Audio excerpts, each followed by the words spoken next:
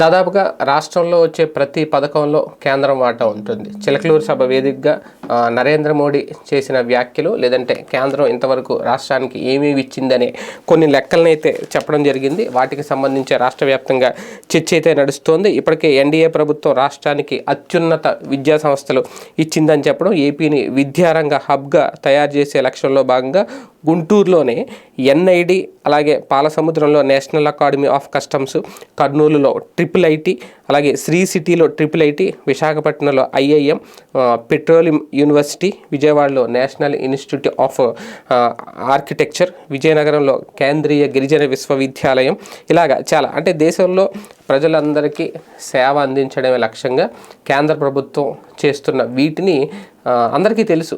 కాకపోతే వీటి ద్వారా ఎంత ఓటు బ్యాంక్ వస్తుంది అంటే కేంద్రం ఇస్తుంది, అన్ని రాష్ట్రాలకి ఇస్తుంది, మన ఒక రాష్ట్రానికే ఇవ్వట్లేదు కదా అనేది. కానీ రాష్ట్రం గురించి కూడా ఒకసారి చూస్తే రాష్ట్రంలో ప్రధానమంత్రి ఆవాస్ యోజన కింద 10 లక్షల ఇల్లు అయితే ఇచ్చారు ఇప్పటివరకు. అలాగే 1 కోటి కుటుంబాలకు జలజీవన్ మిషన్ కింద ఉచిత కుళాయి కలెక్షన్లు ఇచ్చారు. అలాగే కేవలం పల్నాడులోనే, ఇది నరేంద్ర మోడీ నోట చెప్పిన మాట, పల్నాడులోనే 5,000 పక్కా గృహాలు నిర్మించామనేది. అలాగే ఆరోగ్యశ్రీగా చెప్పుకుంటున్న ఆయుష్మాన్ భారత్ ద్వారా 1.25 కోట్ల మందికి ఉచిత వైద్య సేవలు అందిస్తున్నాము అని.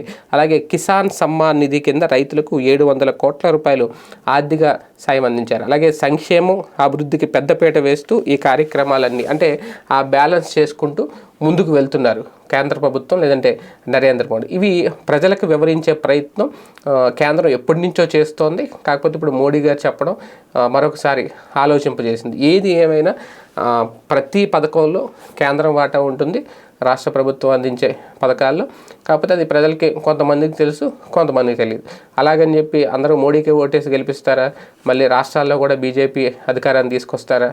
ఇప్పట్లో అయితే అది సాధ్యం కాదు. అది సాధ్యం కావాలనే ఇప్పుడు బీజేపీ ప్రయత్నాలు చేస్తుంది సౌత్లో. అది ఎంత కాలం టైం పడుతుందనే చూడాలి.